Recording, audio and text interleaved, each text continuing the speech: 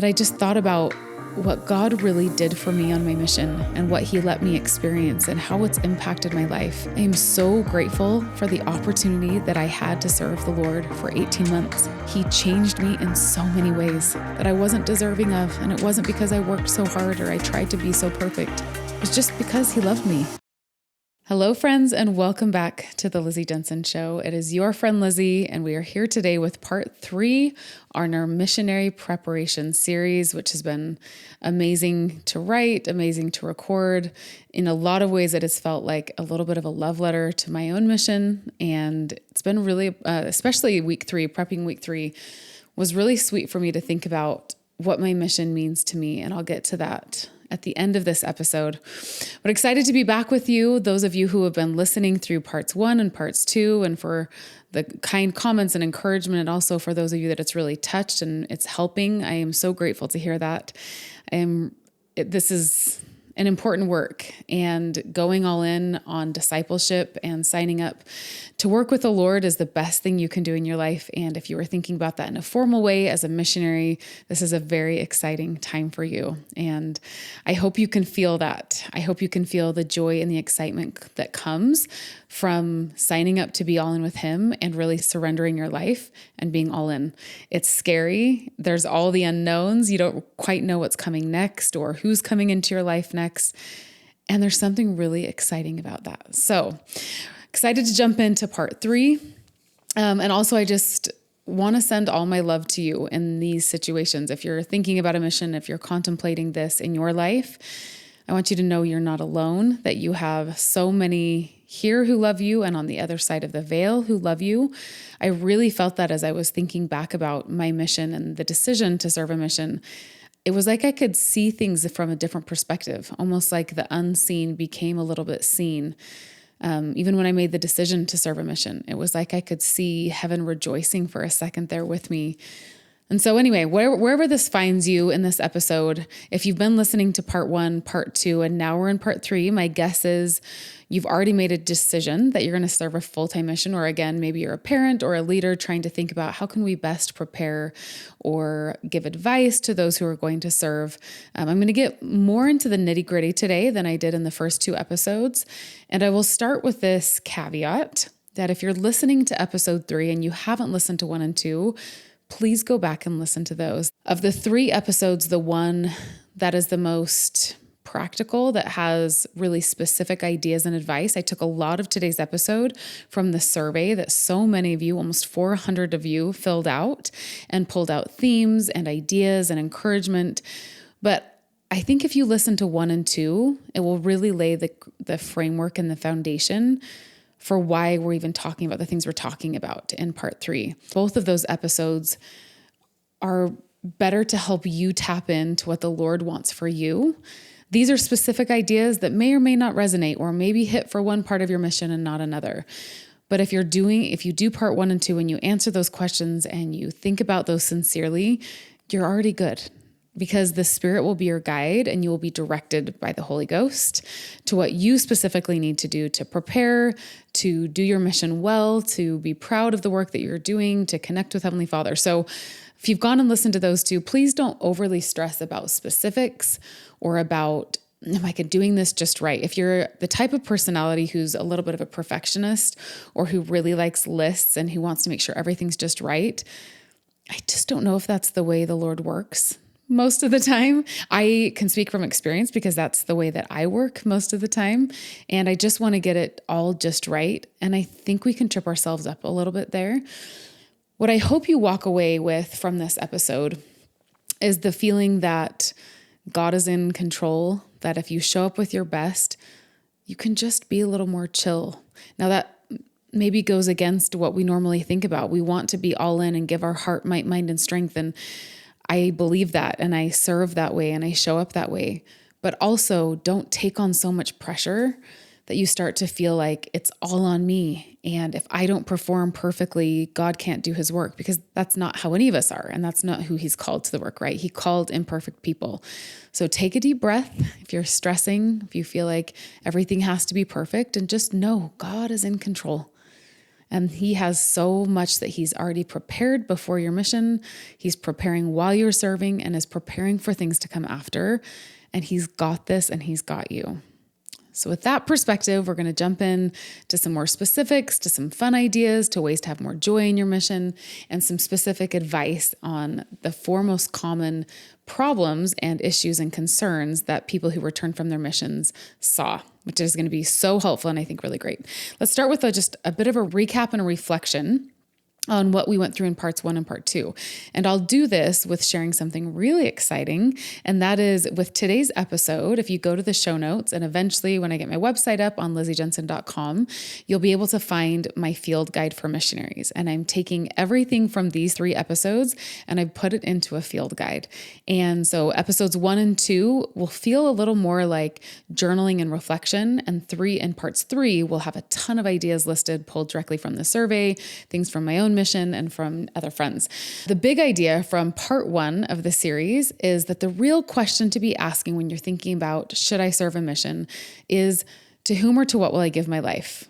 And really just where are my priorities? Are my priorities more in the things of the world, in shopping, in appearances, and what's coming through my phone, even in career? Or are they turning my life over to God and letting him co-create with me and co-author with me something incredible and beautiful?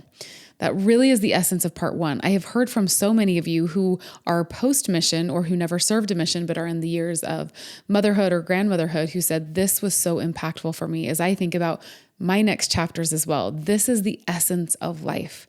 To whom or to what am I giving my life? Where do I spend the majority of my time? So in the field guide, you'll find some really great questions that help break this question down. Like, where do I spend the majority of my time? And what do I think about? And what do I focus on? And what are maybe some goals that I could set or some reflections that I could use in my life to help me stay centered on the things of God more than on the things of the world. So that will be part 1 of the field guide. Part 2, then we'll jump in to episode 2 in this series. And that's really the beginnings of how I can prepare. And we talked about 3 frameworks that I'll walk through in the field guide. And just for you to remember, first, that if God has called you, he will qualify you. And these questions are, again, just reflective for you to think about. Do I believe this? Could I take a moment and ask God, like, do you see me as enough? And kind of have a witness there and a confidence there that if God's called me, I'm going to be just fine. And he's going to direct me and call me to the next things that I need to do. Framework 2 was looking at Luke 2:52 and thinking about the way that Jesus grew, that he increased or he little by little and intentionally hacked out this path of favor with God and man, increasing in wisdom and stature. Interestingly, when we get to the second part of today's episode and we think about the 4 common things that were most difficult for missionaries, they fall into these same categories. And I actually didn't realize this until about 10 minutes before I started recording. So I really think this framework is helpful as we think about the common things you'll be facing as a missionary that will cause you to grow and might be a little stressful and hard. But the beautiful thing again about this framework is that is the growth of discipleship. You won't have arrived when you finish your mission, your full-time mission, right? You're going to come home and there will still be things that you need to work on in those areas. And then framework 3, as we think about how we can prepare, was remember that you are the vessel and remember that your work is not to be the light that shines or the oil or the spirit or the truth. It's simply to testify of that, to do the best you can as a vessel, to be clean, to get your own pride out of the way, and so that you can reflect and you can hold and you can carry what those people that you're to teach will need. So those are the first parts of the field guide. That's also by way of reflection where we have been to set up for this episode.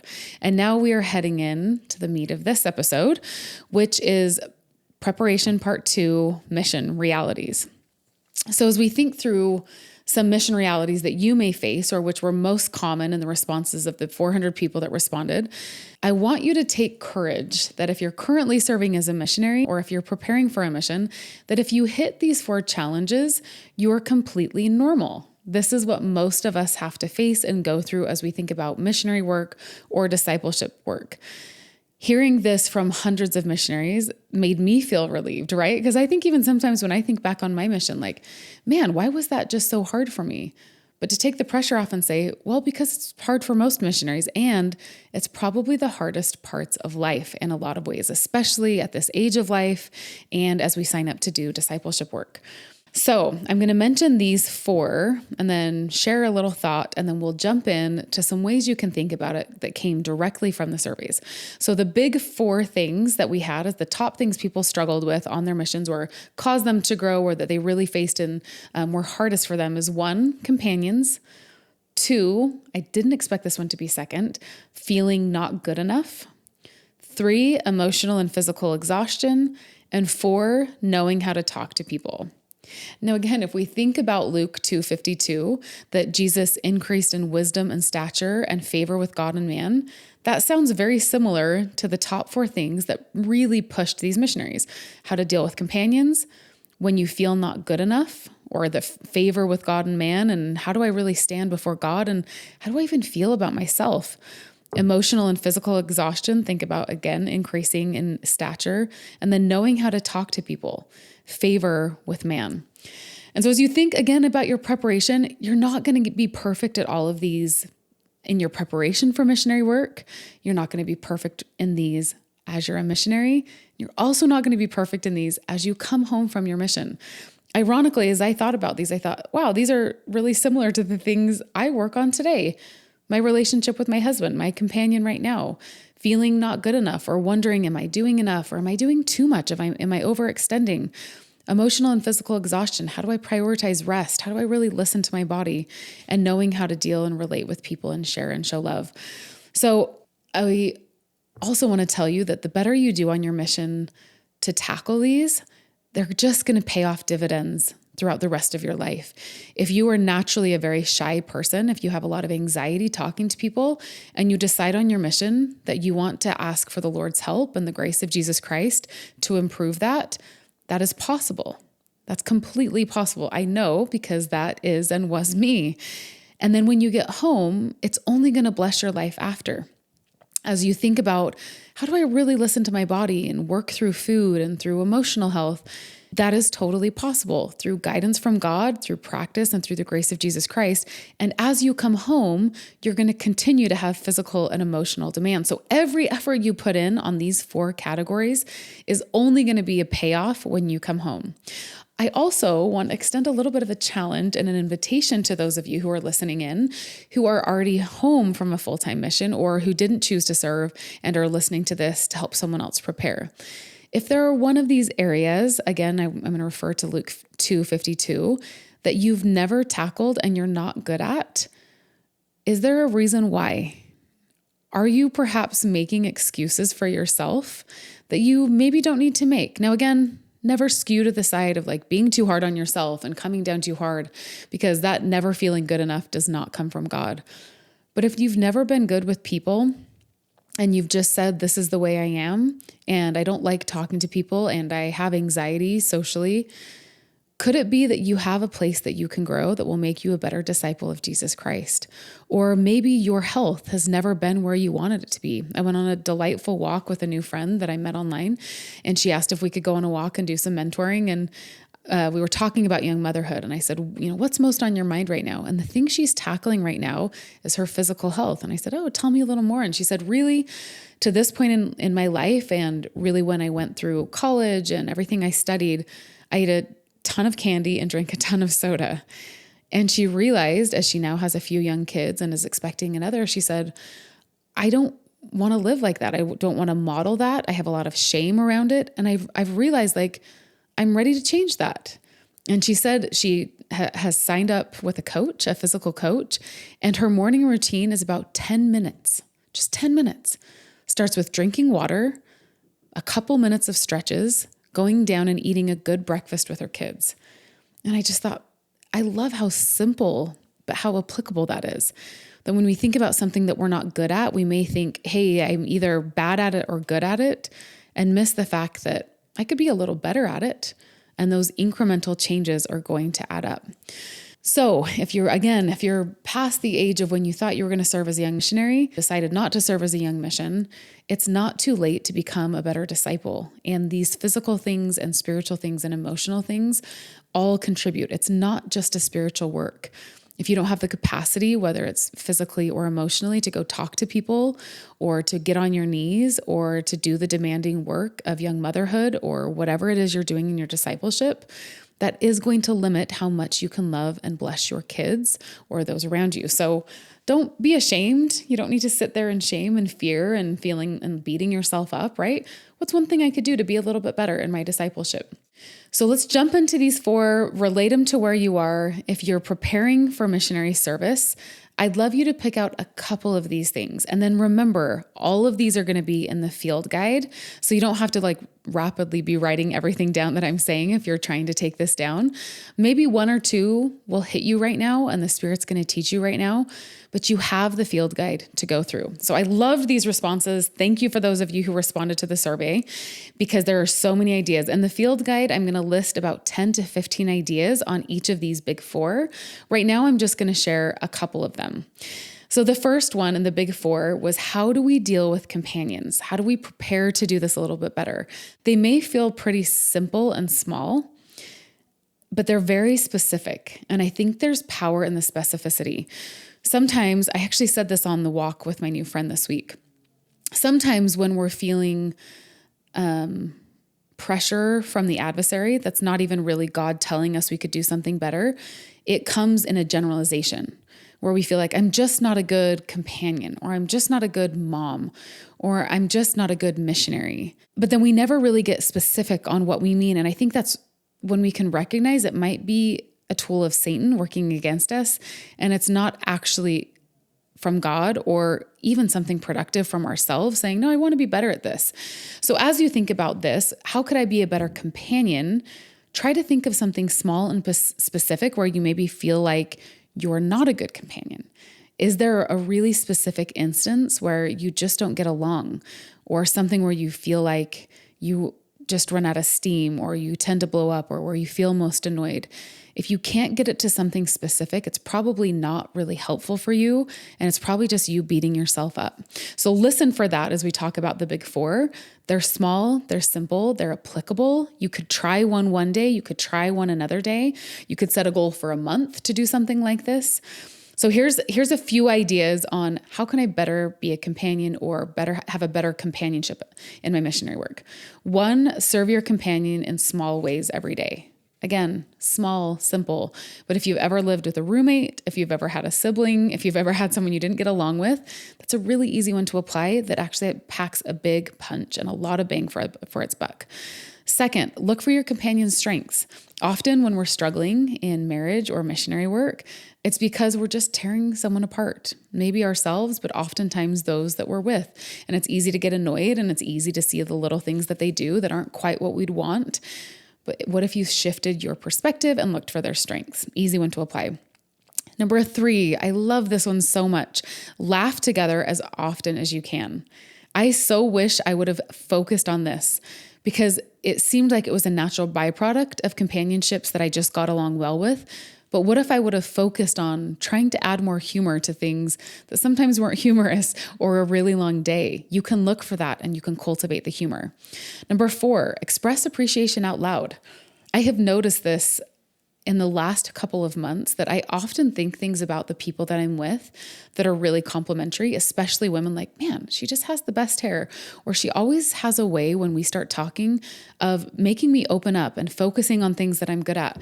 But oftentimes the good things stop in my own mind and I don't just say them out loud.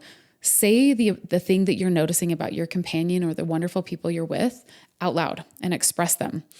Another one with companionships, be patient with growth, yours and theirs. It takes time to change, especially bad habits or bad mental patterns. They don't usually change overnight, right? And so be patient. Maybe something's bugged you for 2 weeks. Good heavens, give them 2 months and 2 years. We all know how long sometimes it takes us to change the things we don't love about ourselves. And lastly, trust that the Lord can soften hearts, including your own. So as you're feeling like maybe you have a companion that's frustrated with you or so mad at you, or maybe at times won't even talk to you. I had this on my mission. Trust in the Lord and take it to Him. We've brought up Philippians 4:6 in every one of these episodes. Don't be anxious in anything, but in prayer and in supplication with thanksgiving, make your request be known to God. Get on your knees with thanksgiving. Thank him for the opportunity to have a companion, for the safety. Try to think of one specific thing that your companion provides, and then make your request be known. I would really love to feel more peace. I'd love to feel more connected. The more specific those prayers are, and the more you ask for God to soften your heart and your companions, you'll see him working in your life. And I'm going to add that as a tip. I've mentioned this on so many podcasts. When we want to grow individually, the more specific we can get, the more specific our answers will be to try something and to apply something. So there's number one in our big four is how can we do better with our companions? And again, there's 15 more ideas in the field guide. Maybe this is something you bring on your mission. And when you feel like you're a little bit stuck, refer to the list again and try something else. The best person to teach you what you can do in your companionships is the Lord, asking your companion and doing a real gut check on yourself of where you're annoying or where you're not maybe measuring up. And so start there, but we've mentioned this in other podcasts, good information precedes good inspiration. Maybe this list in the field guide is just good information for you to think about something you normally wouldn't have thought of as you then take it to the Lord and to your companion to say, hey, I want us to like each other more. What's something we could try this week? Take the pressure off, right? All right, let's hit number 2 on the big 4 that we're talking about. Not feeling good enough. That was the number 2 most mentioned thing in the survey when people said, what was the hardest thing about your mission? Was just not feeling good enough. And this is a really interesting one. I wish in some way we could go back to our missions and think how much of not feeling good enough was accurate. Like I just wasn't doing a great job. Maybe I was being lazy or I wasn't giving my best effort. And how much of that could have been a reflection of Satan's voice in our minds. That was just adversarial talk and it had actually nothing to do with us not doing a good job on our mission. I think it's probably more the second than the first, to be honest. Now, there may be missionaries out there who are just like happy and happy-go-lucky and not really putting a ton of effort into their mission. Sure. In my experience, that wasn't typically the sisters that I was around. You know yourself, you know if generally you're trying really, really hard and you're a bit of a perfectionist, or if you're just like, I really actually just need to shape up and do a little bit better. You'll know where you fall on that spectrum. Depending where you are, these answers will apply probably differently. I think I highlighted more answers for perfectionists. So I'm going to skew that way because that was more often me on my mission, that it was like, am I doing enough? And am I giving enough? And I look back at my mission, I was like, I was trying so hard and I was so exhausted.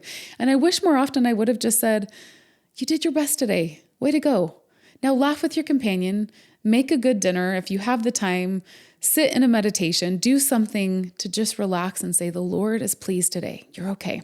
So here's a couple ideas that were directly from the survey. Again, the field guide will have 10 to 20 answers on this one. 1, let go of perfectionism. I already mentioned that. If it's a difference between I did something wrong in the way I spoke, or I didn't quite teach that just right, like that's okay. The Lord knows who he called, and he called young people to do his work, and he's just fine. You just try to keep getting a little better, but it's never going to be perfect. 2, just focus on one person you can help today. If you're not feeling good enough, again, maybe it's this big general feeling of overwhelm. What's one thing you can do for one person to show them the love of the Lord, and be good with that. Number 3, ask the Lord to help you see yourself and the way he sees you. I've had some powerful experiences with this in my life when I've just felt like I'm not enough, I'm not doing enough. And I just get down and say, God, how are you seeing me right now? Can you give me a little bit of the vision? And maybe that's correction. I'm open to that. But oftentimes it's just love. And thank you for trying so hard. You're doing enough. You're okay. Next one, remember that growth often feels uncomfortable. Sometimes that feeling of I'm not doing enough is warranted and it's good, and it feels uncomfortable because we're ready to grow and we're ready to stretch. That's a great thing. We can embrace that. Don't beat yourself up when it turns to shame. That's not where God would take us. But to know like, hey, uncomfortable is good. Uncomfortable means I'm growing, and that's healthy.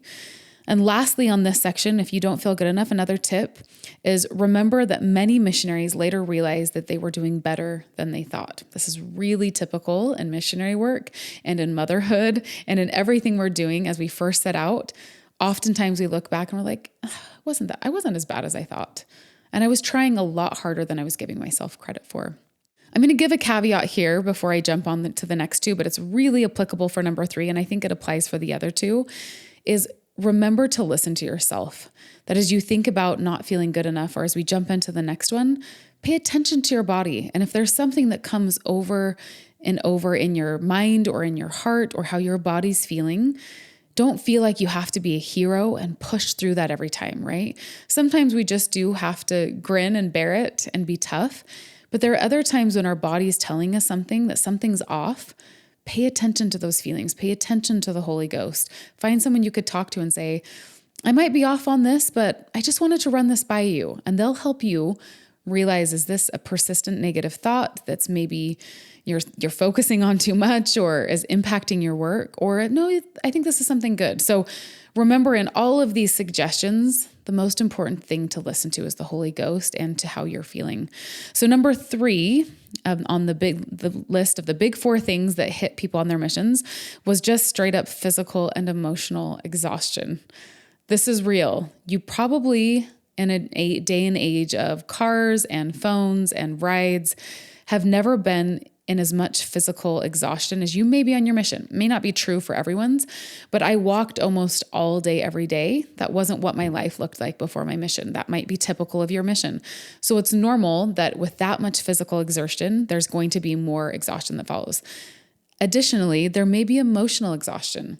Living with the same person all day, every day takes a physical toll. That probably will never happen again in your life. Even when you're married, you usually have things you do during the day where you're separate. And so having this dedicated set apart time where you're working just with one person can be very emotionally exhausting. You're getting used to them. You're learning how to bounce off of them. You're also going to be learning so much about yourself, which can also be a little bit exhausting to see how you're teaching, how you're approaching brand new people all the time. There's a lot of social pressure as a missionary as well. And then there's the spiritual exhaustion that can come when you're seeking to hear the voice of the Lord and you're trying to serve other people and show up for them in a way maybe you've never been this selfless in your life. All of those things can take a bit of a toll. Give yourself credit that you may be doing harder things than you've ever done in your life.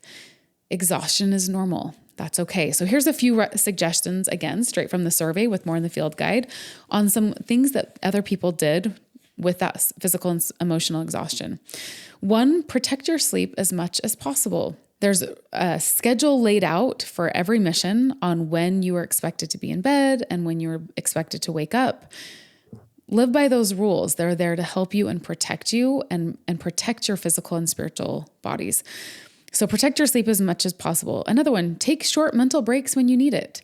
If you just had some real rejection when you're knocking a door, or you're talking to someone out on the street, maybe someone said something super rude or unkind, or something happened that you weren't expecting, take a short mental break.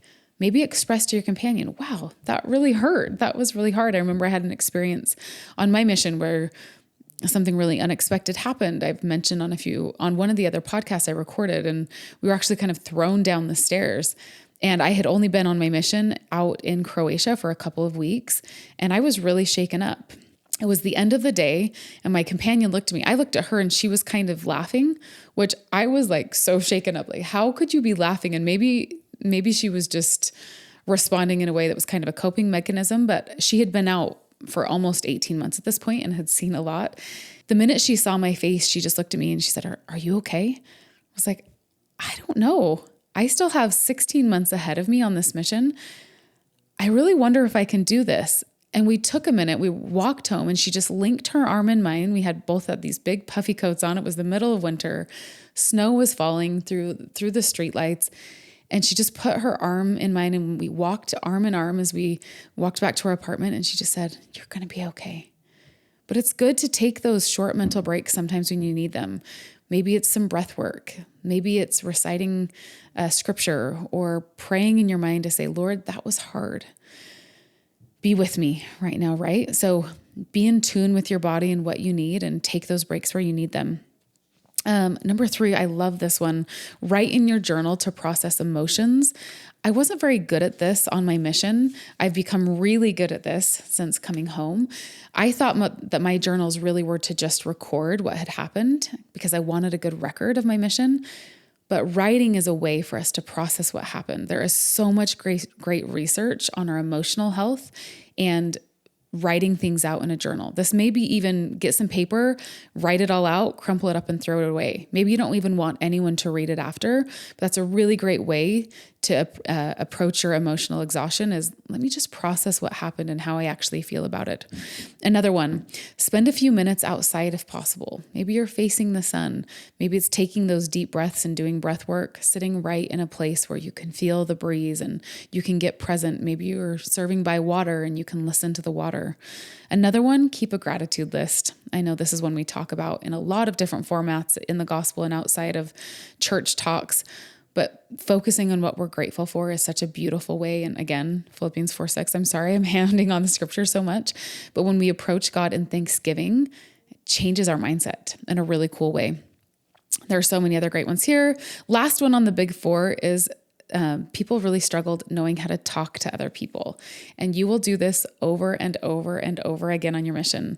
If you are one of those lucky people who has the strength of just being social and being able to approach anyone. My husband is this way. He's so good at it. You are so lucky. Not everyone finds it as easy as you do. I think a lot of people find and have struggles in this way of how do I just make it natural to go approach someone or to talk to someone? But what I've learned as I've gone through these periods of realizing I am very socially awkward when I go talk to someone for the first time, it's a skill. And you can learn it and you can practice it. You can memorize little scripts to be more natural. The good thing about a mission is you will get a ton of practice in this area. But if you never realize that there's a strategy here, you might be awkward your whole mission and never get to memorize little things or be in a place where it's like, wow, I could have practiced a phrase for a week that I would use the rest of my life, right? So this could be something if you know you're exceptionally awkward or anxious here, maybe this is a place that you dial in before your mission and you set some goals for your mission. There are so many books on this topic. How do we get people to open up? How even studying how great people go and do sales. It's an art and it's a science, and you can learn this. This is not I was born with it or I was not born with it. You can practice this and get really good at it. And again, the Lord will help you and he will give you things that you didn't even know that were skills to you. But we can be logical and say, I'm actually not very good here and I want to get a little bit better. Here's a couple tips again with more in the field guide. Be curious about people instead of worrying about what to say. With my social anxiety undiagnosed, often I've realized when I'm anxious and when I'm nervous talking to people, it's because I'm so worried about what I'm going to say next. I'm not just relaxing the conversation. Just be curious. Go and try to find out all the things you can about their life. Great way to take the pressure off of yourself. Next, ask simple questions about their life.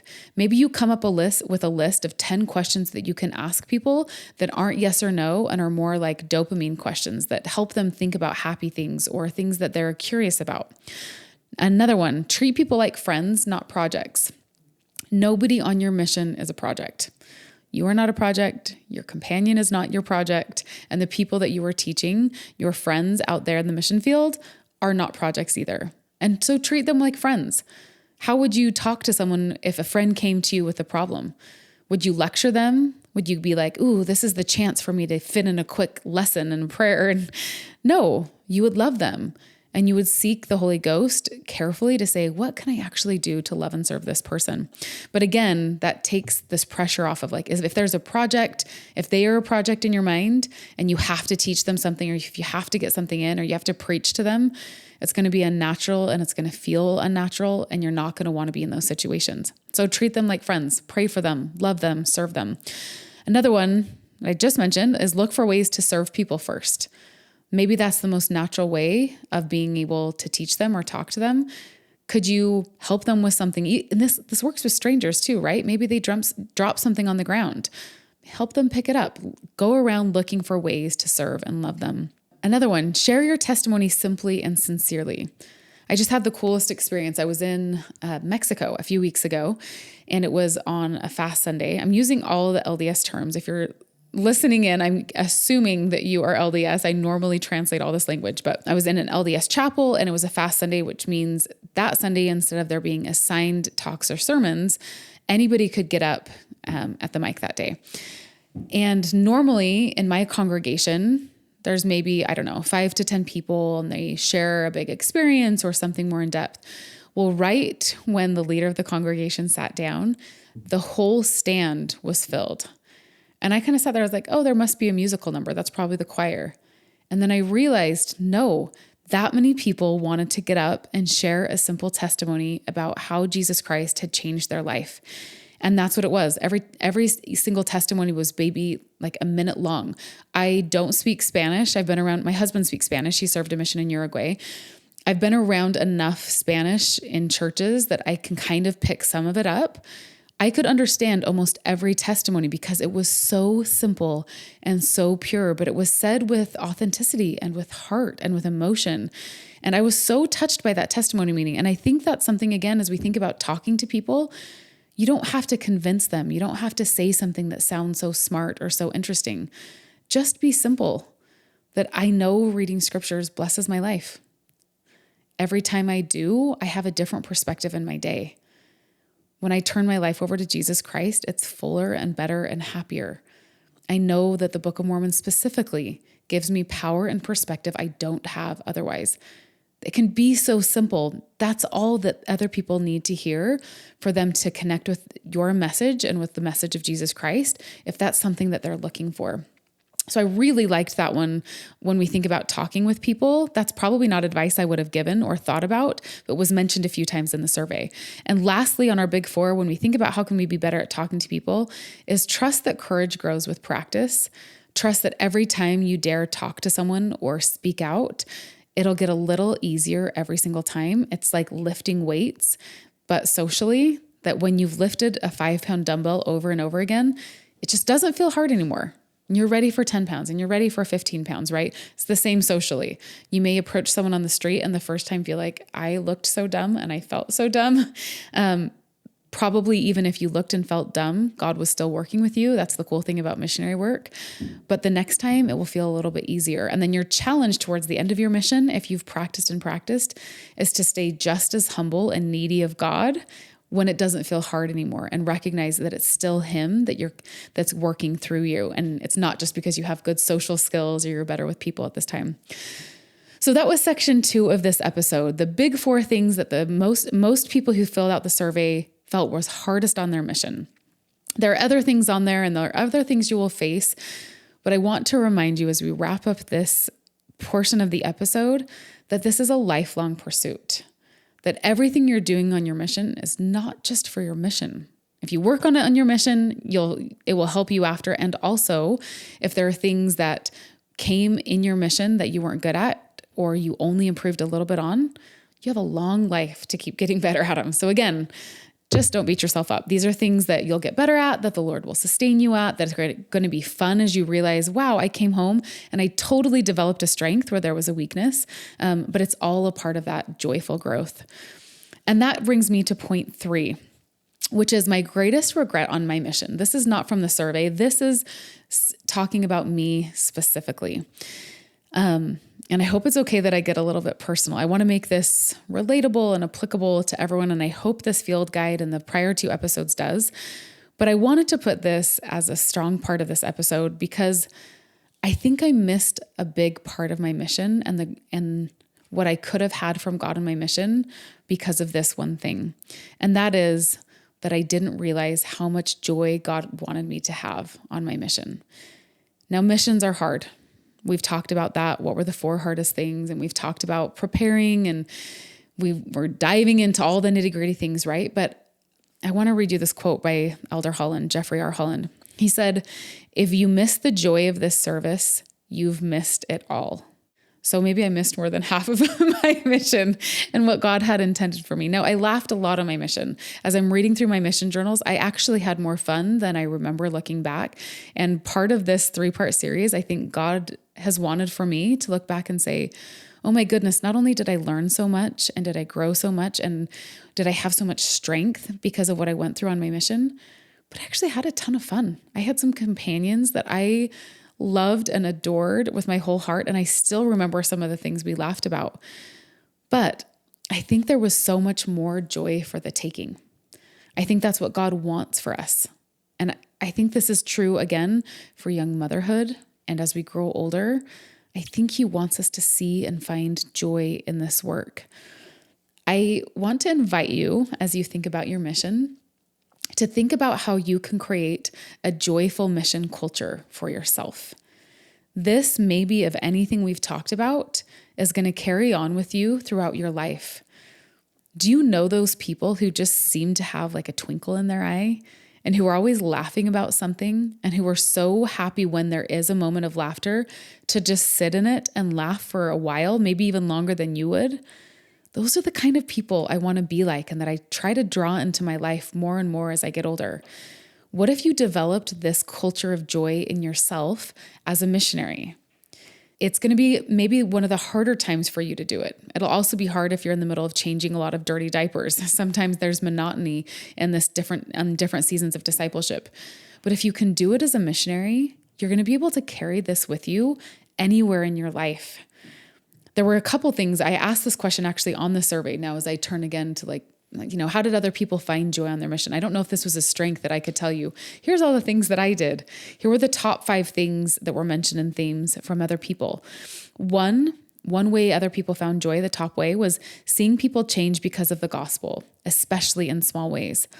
And these are things like when someone felt hope for the first time. Sit in the joy of that. Think if you brought, through the message of Jesus Christ, hope to someone who had never felt hope before. That is absolutely life-changing, right? Or seeing someone pray for the first time. Truly one of the happiest points of my mission. I was teaching this family who I love and adore, and one of the sisters didn't want to pray. And we would invite her like at the beginning of a lesson, at the end of a lesson, and she kept kind of just pushing back. I just don't really want to do that. Finally, one day she said, I'm ready to pray. And then she shared with us her story of why she hadn't prayed.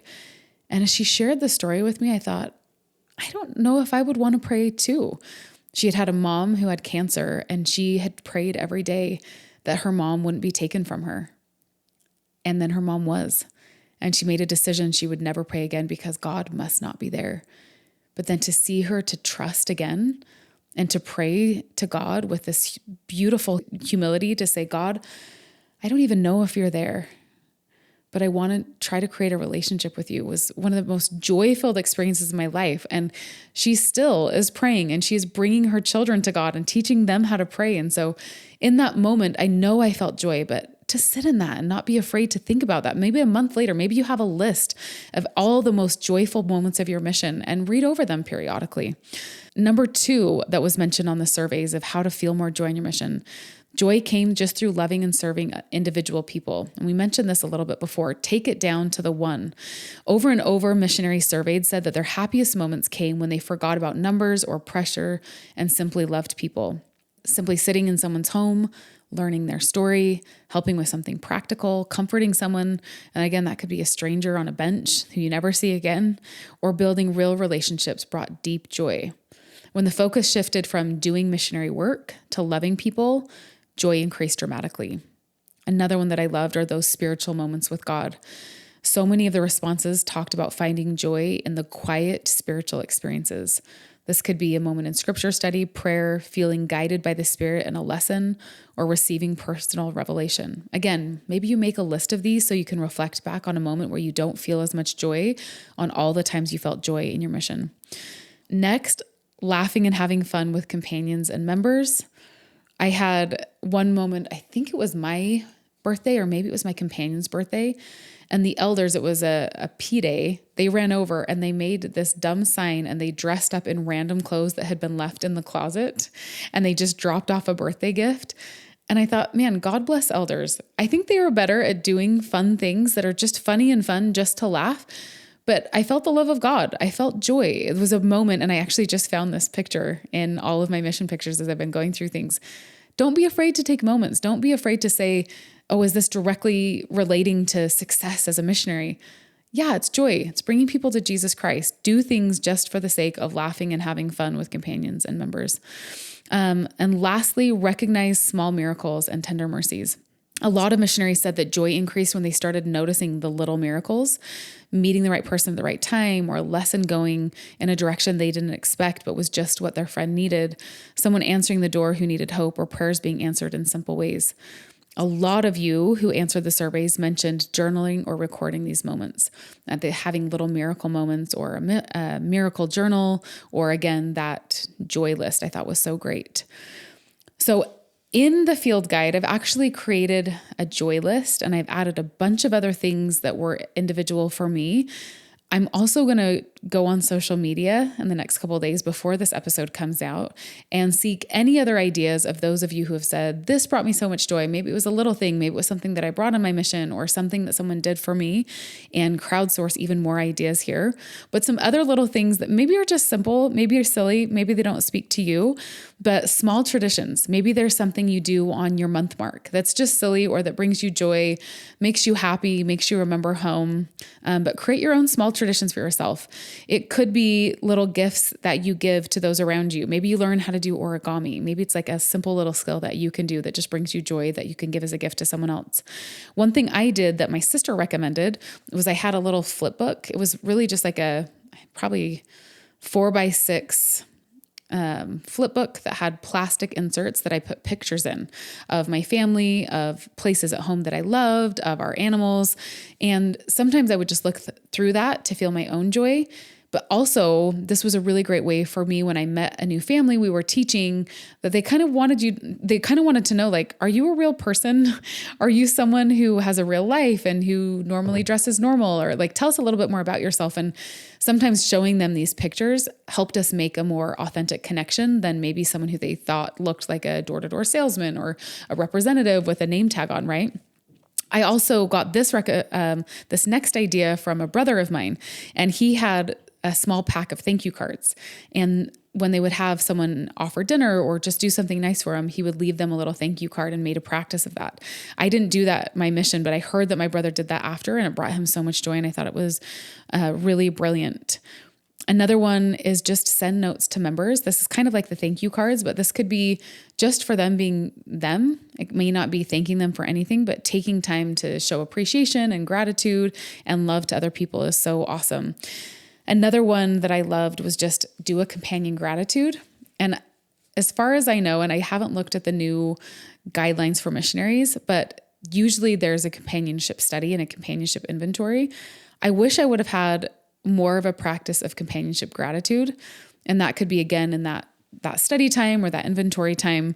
But so fun to sit down and say, like, let's just feel some joy. Like, what am I grateful for? I could have been given a lot of companions. Why am I so grateful that God gave me you for this specific time? So there'll be a ton of more of those ideas in the field guide. Another one that I'm putting in there, which is kind of like a full page, is just a hard day reset. And I'm taking a ton of the encouragement given from you guys, like 50 of the most encouraging things. And then I also pulled through my own Preach My Gospel and my scriptures. And I have a ton of little quotes about missionary work that I was like, whoa, that one is so inspiring and that one's so good. And as I was reading through it, I thought I would love to share these with prospective missionaries. So I have a hard day reset, and it's just ideas and quotes and actual encouragement from those who took the survey. Now, you could take this on your mission, and maybe on a hard day, you just look at this idea or you look at the quote or the encouragement from a woman. You also could cut them up into strips and put them in like a little jar in an envelope, and on a hard day, pull one of these out. This also could be a fun idea as a gift if you know someone who is serving or who's about to serve, and maybe you even write your own notes of encouragement and put your name on them, or have members of their family do the same. And sometimes hard days are just hard, right? We all have them. They can be really hard on missionary service because you may feel more alone. It's only you and your companion. But I thought that would be a fun addition into the field guide. I want to end this series and this episode today with a couple last pieces of advice and of encouragement and of love for you. One, I want to invite you that if you serve a mission and when you serve a mission, to be all in. I mentioned this in the last episode, that my dad would talk about missions as a godly greenhouse. If you are on a mission, if you're preparing to go on a mission, soak it up. You will have time for the world, for home, for everything after. You have this unique time where you're set apart, where you get to simply soak up this opportunity. Now, again, be wise If you need mental breaks, if there is times where physically and emotionally you're so exhausted, this isn't an invitation for shame that, am I soaking up every moment? But if there's times when thoughts of family or home or boyfriends come up, that you can just say, I'm all in right now in what I'm all in. And I trust that some of those things, that God is working those things out and all things will be for my good. The next thing that I want to leave with you as a piece of advice is that the sacrifices that you're making and the investment that you're making right now in your relationship with God and in your relationship with Jesus Christ are going to pay off dividends for your whole life. So trust that even if you're not seeing things happen the way you thought they would, whether it's your own growth or the growth of those around you, that more is happening inside of you than you even realize. About halfway through my mission, I found this quote in the middle of some church magazine that was left in the sister's apartment. And it's actually from a French author, Albert Camus. And it says, in the midst of winter, I found there was within me an invincible summer. And that makes me happy. For it says that no matter how hard the world pushes against me, within me, there's something stronger, something better, pushing right back. And I wrote down this quote and I put it on the front of my study journal as a reminder that even though sometimes there were moments in my mission, sometimes chunks of time and seasons of time that felt like winter, I was learning that even in the middle of the hardest things, there was summer right within my heart. There was hope and joy and sunshine that I could access at any point through the love of God and through the love of Jesus Christ. And I have relied on that over and over again. So the price that you're paying right now, trust that it's building within you this strength that is almost immeasurable, that you're going to come home and you are going to have a sense of confidence and purpose and peace and joy that you can access at any point because of what you're doing on this mission. I also want to share, I think the last two things here. One, I shared this on the beginning, I think the end of the first episode, and that I hope that this army of missionaries that go out with a confidence that maybe no other army of missionaries has gone out with before.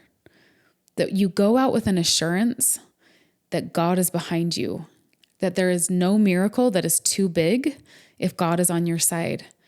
I hope more of you missionaries listening in will go to the MTC and say, God's got my back and anything is possible, and not spend so much time questioning and wondering and doubting. We are living in a really, really remarkable time. And I think God is going to do things through you that have never been done before. We are seeing this in so many countries around the world that people are accepting Jesus Christ in unprecedented numbers, and he's hastening his work. So I think you can have the expectation that he's going to hasten your growth and he's going to hasten what's happening inside of you too. Take confidence that the Lord is at your side and he's doing things that you may not even see.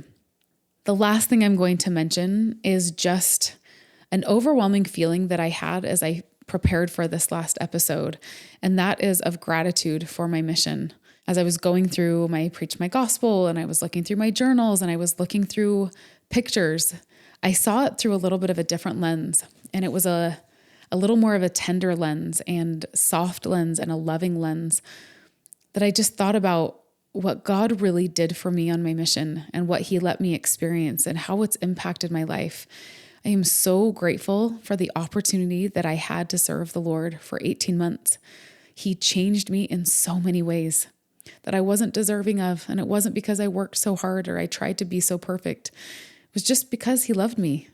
He just loves us unconditionally, undeservedly, not because of anything we've done or anything we've become, but just because we're his. I am so grateful for the relationship I developed with Jesus Christ on my mission. I found this quote written on a little sticky note on the side of my Preach My Gospel. And it said, and this is from Thomas S. Monson, it says, "As you and I walk the path Jesus walked, let us listen for the sound of sandaled feet. Let us reach out for the carpenter's hand. Then we shall come to know him." And think about that as you're on your mission, that as you're serving and loving and put in uncomfortable situations. Sometimes be still and pay attention to the angels and to your Savior who were right there beside you. I think they're there more often than we recognize. I know they're there more often than we recognize. But listen for the sound of the sandaled feet who walked that same path that you're about to walk, and come to know him. Another quote that I found that I also felt that I wanted to read as I think about this gratitude that I have. This is from a talk given by William R. Bradford. And it says, "When a missionary is placed in a mission environment of order and discipline, where all that is done is in harmony with the Spirit, the missionary experiences a great transformation. The heavens open, powers are showered out, mysteries are revealed, habits are improved, sanctification begins. Through this process, the missionary becomes a vessel of light that can shine forth the gospel of Jesus Christ in a world of darkness. There is much to do. You are the royal generation that has been hid from the world with Christ to come forth in this day to do the work." The last thing here in gratitude. So even just to recap, like the relationship that I have found with Jesus Christ through my service as missionary work and beyond is one of the most priceless things that I could have ever had. Second is that personal growth, the sanctification, the seeing God's power work through me and in me. The last thing that I want to share is another quote that was in that. And again, this will all be in the field guide. Don't worry about finding it or looking it up. I'll put everything in there. But this was the gift of learning how God speaks to me. And this is from Boyd K. Packer. He says, "Now as a missionary, you will mature, develop confidence, learn to speak up, to organize, to set goals. You will learn about people and places. You will learn to learn, and many other things. These are lasting benefits that come as something of a reward for your dedicated service. But these things do not compare with the most lasting reward. The choicest pearl, the one of great price, is to learn at an early age how one is guided by the Spirit of the Lord, a supernal gift. Indeed, it is a guide and protection." I have seen every one of these in my life, every one of these blessings, because of my service as a missionary. And this isn't to say you can't learn it in other ways. Absolutely you can. We know so many great men and women who didn't serve formal missions, who were tools in the hands of the Lord in every single way, right? But I'm so grateful if you're feeling called to serve a mission and you're able to go, for what it's going to do in your life and in the life of those you serve for the rest of your life. It is a remarkable gift that God gives us. So I end this with my love for you, my prayers for you. I'm going to kneel for all of those and kneel and pray for all of those who are listening in, to be guided, to feel the still small voice guiding them of what to take from these episodes, of not to be overwhelmed by anything that I've said. If that happens, I'm so sad. I've tried so hard to make nothing in here feel overwhelming, but really just tap you in to better information so you can receive better inspiration from the Lord. If there is someone that has come to mind as you've listened to this series and these episodes that you think could use them, please take a minute and share this with them. You sharing it may be the difference between them listening and hearing God's voice in their life or not, and having little impressions on how to prepare, and may save them some pain later on in their mission. I also want to encourage you to go download that guide and maybe send that guide to them as well, or open it up and look through it yourself.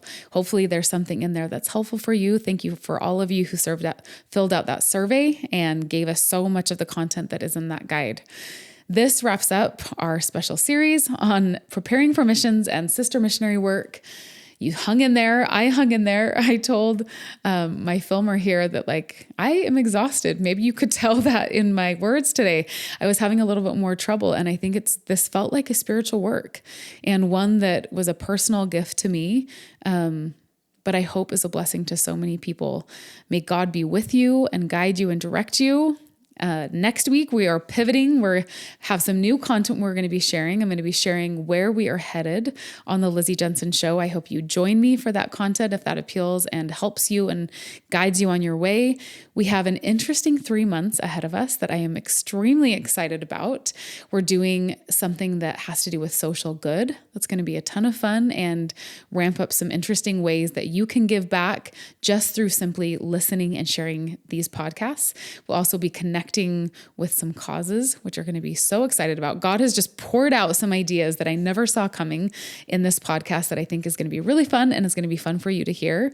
And then I also have an episode coming next week before we jump into this cause work that is about how to plan and prepare and set goals. That's coming because we are headed into Q2 of 2026, if you're listening to this right when I'm releasing these episodes. And I have a few things that I do as I plan weekly and monthly and quarterly that I get asked about all the time. And I'm going to be sharing some downloads for free with you on my quarterly calendars that I use personally and with my family, how I journal, how I do weekly planning and journaling, and it's going to be fun. So this is my tell-all episode on how I plan and prepare that if you're into that kind of thing, you don't want to miss. So I will see you next week, and sending you my love and encouragement and prayers for those of you thinking about missions, and we'll be with you in a week. Thank you so much.